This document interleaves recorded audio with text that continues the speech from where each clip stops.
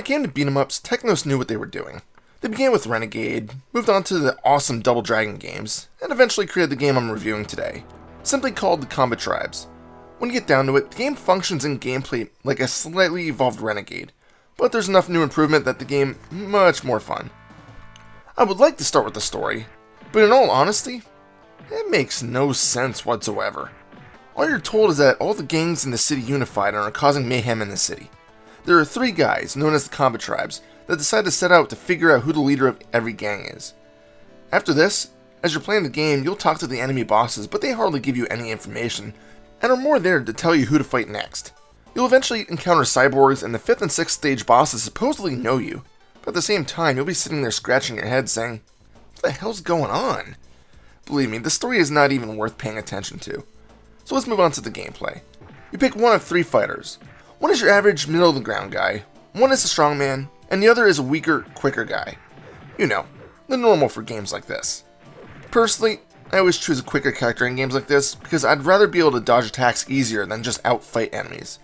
In a game like the Combatribes, you're especially going to want to side with the speedy character regardless, because the other 2 characters, especially Belova, are way too freaking slow. In fact, it's possible to get up from getting knocked down and just get pushed right back into the ground with a subsequent attack. It's extremely frustrating because all that you need is a little bit of a boost of speed, or maybe a rolling move that would allow you to evade an attack after you get knocked down, or maybe a block button would have been nice. That's right, there is no way to block your enemy's attacks. This baffles me. The game only really uses 2 buttons, both X and Y punch and B and A kick. L and R do absolutely nothing, and believe me, I tried. Hell, in most beat-em-ups, you can push both attack buttons and jump, but not here. There's not even any special health-draining super move that you can perform. It's basic, yet at the same time you do get access to extra attacks that are performed easily, at least for the most part. Every character's moves are the same, other than the finishing attacks in a combo and their running attack. If there's an enemy on either side of you, sometimes by punching you can grab both of their heads and smash them together. You can mount downed opponents and smash their head into the pavement, which is strangely satisfying. You can pick up a grounded enemy by their feet and swing them around, knocking down close enemies. You can also grab enemies and either throw them or push them down. There are no elbow attacks or knees to the head though, so don't try to pull any double dragon moves in that respect. The game's difficulty fluctuates. I mean, I expect it to be challenging since it was an arcade game originally, but it jumps around way too much. For the most part, the game is challenging enough that you'll constantly be afraid of using one of your limited continues, but at other times, you can literally stand still punching enemies, such as level 3. And yet, even with this boss is probably the most difficult. Well, other than the final boss. He has a hell of a range, which is typical for all the bosses in the game. And don't think you can just hover over him and wheel on him when he gets up, because he'll just kick you away. For most of the bosses, after about half their life is drained, their weapon will break, and their moveset will shift slightly to a more hand-on-hand approach. Typically, this actually makes them a little bit more easier though. Only a small handful of the bosses won't drop their weapons. Although the graphics are fairly good, at least other than the weird color of Belova's lips, the music isn't anything to be remembered. In fact, I had turned it down just because the simulated electric guitar just got annoying to me. In addition, although they are all different songs, they all have the same repetitive rhythm. That's not for me. Although I can say that the character selection music is a real head scratcher. It just doesn't sound like it belongs in the game.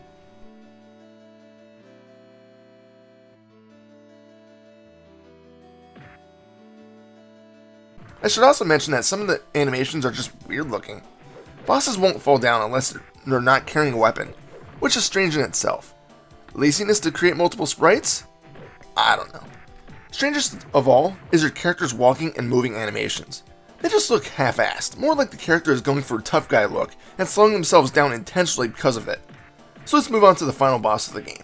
It's some cyborg chick named Martha that supposedly knows your characters. Whatever. You get to fight her, and holy fuck is she impossible to beat. I think I went through 4 continues to defeat her, although it will definitely felt like more. The problem is that she's relentless, not letting you get a single hit in. Even when you do attack her and connect with a strike, you can never really be sure that you're hitting her, because she just jumps away. Is she taking damage or just evading? All you can do is just keep trying until she falls. And for the love of God, don't let her corner you. Do whatever you can to stay in the middle of the helipad, or else you really are screwed. Normally, I don't like using cheat codes, but I needed to complete this game. Why is that though? You can opt to get up to 7 continues. Sure, the code gave me 30, but why should I need so many? There's passwords that appear after every stage, and I should be able to use those to start in the final battle, right? Well, that would make sense, but let me ask you this. Where do you put the password in on the screen? All you have is 1 or 2 players and a versus mode, which plays similarly to the original NES's Double Dragon. At least here you can choose different characters for each player. But anyway, back to the passwords. I thought I was missing something, so I looked into it. Well, here's the deal. The passwords aren't for the normal game mode at all. No, all those passwords do is unlock more characters in the versus mode. Is a password really necessary for this? Why not just give me every character at the start, or at least include a battery backup for this? Why tease me with the password after every level, like it'll start me at the stage I want to? Bullshit. There's not much else to say about Combatribes. It's hard to recommend when there's only 6 stages, and 5 of them are a single room.